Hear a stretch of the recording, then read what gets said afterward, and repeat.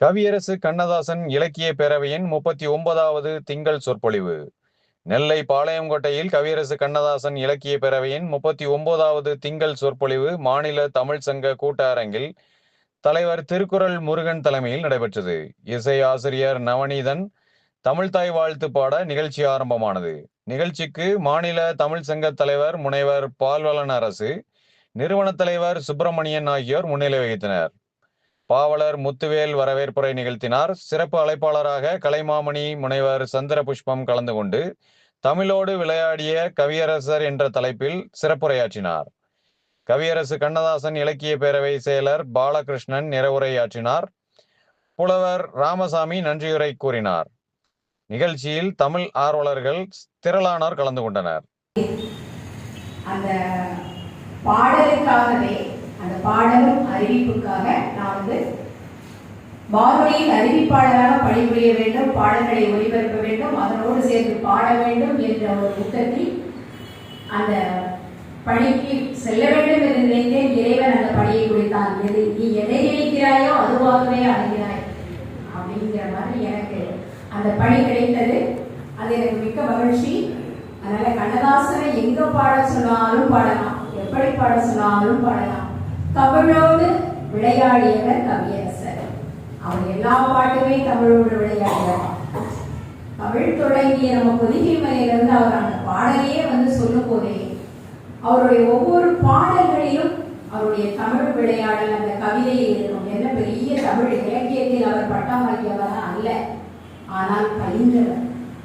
எல்லாவற்றையும் தேடி தேடி படிச்சு அந்த இலக்கியங்கள்ல வர்ற ஆளுமைகளையும், அந்த புறநானூறாகட்டும், மகாநானூறாகட்டும், காப்பியமாகட்டும், இதிகாசமாகட்டும், பக்தி இலக்கியமாகட்டும், அத்தனையும் தன் பாடல்களில் புகுத்தி அதை நமக்கு அறிமுகப்படுத்தியவர் கவியரசர் கண்ணதாசன் என்றால் அது மிகையில்லை.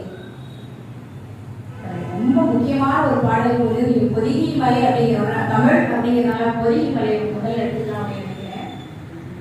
இந்த பாடல்ல பாருங்க, ஒரு தென்றலை எவ்வளவு சாதாரணமா நீ எழுத முடியும். சாதாரணமா சொன்னால் தென்றல் வீசும், தேடி தென்றல், அந்த தென்றலை நீ என்னை விளக்கியும் உடனே விளக்கா அப்படிங்கிற மாதிரி பாரதிதாசன் சொல்லியிருப்பாரு.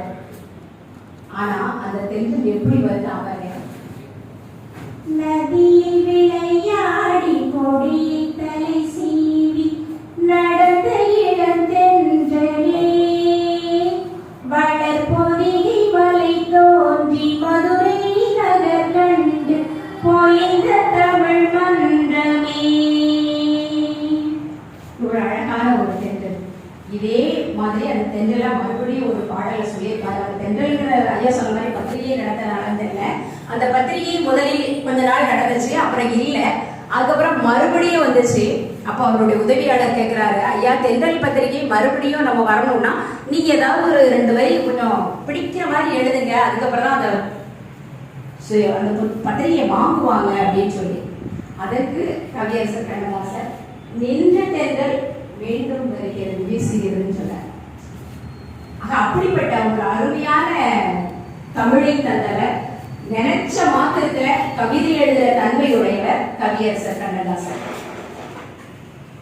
ஒவ்வொரு பாடல்களையும் இருக்கும்போது திருக்குறளை எடுத்துக்கோங்க, திருக்குறளையே தன்னுடைய பாடல்களை நம்ம அந்த பாட்டை கேட்டா நமக்கு திருக்குறள் நினைவு வரும்.